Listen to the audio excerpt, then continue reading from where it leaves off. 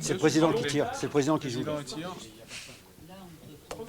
Un jeu de plateau pour simuler le Conseil de défense et de sécurité nationale, voire même se mettre dans la peau du président. Voilà ce qu'ont pu expérimenter les élèves de la classe défense du collège Beaupéra à Limoges au cours de leur visite au SNJ, Centre du service national et de la jeunesse. Nous animons aujourd'hui des jeux de plateau autour du jeu Décision Défense pour leur présenter un petit peu comment sont organisées les forces armées pour intervenir dans le cadre des risques et menaces qui peuvent toucher à la fois le territoire national mais aussi les différents engagements que la France prend part de par le monde. Là, par exemple, on a plusieurs rôles. On a le rôle diplomatie qui représente un peu le président.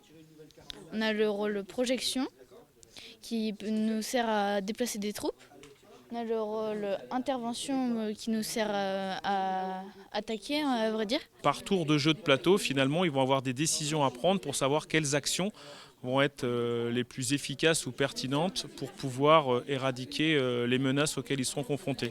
Une menace terroriste sur un opérateur vital. Donc tout simplement, ça peut être par exemple une centrale nucléaire qui pourrait être attaquée, sur lesquelles il y aurait une menace. Ok.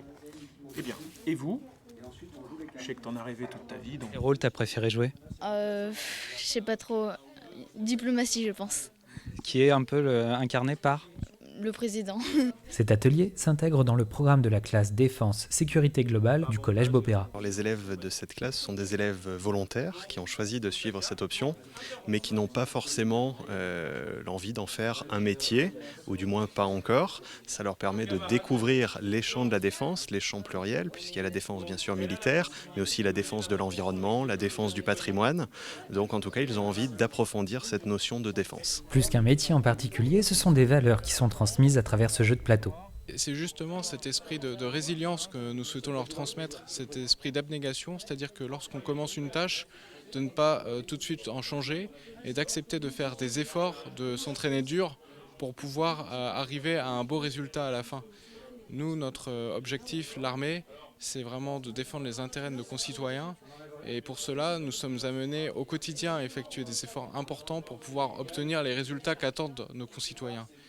Voilà, donc c'est en ce sens que ce jeu est très intéressant pour eux car il va leur montrer que s'ils n'anticipent pas un minimum qu'il faut mettre des pions en réserve puis en situation d'être projetés afin de les envoyer sur les différents lieux d'intervention où les menaces vont au fil du jeu apparaître, eh bien, ils ne parviendront pas à avoir un nombre suffisant de troupes pour pouvoir contrer ces différentes menaces. La géopolitique à travers un jeu de plateau donne aux adolescents une nouvelle perspective sur les enjeux internationaux actuels. C'est dur de décider, Ouais. mais imagine-toi pour des choses réelles.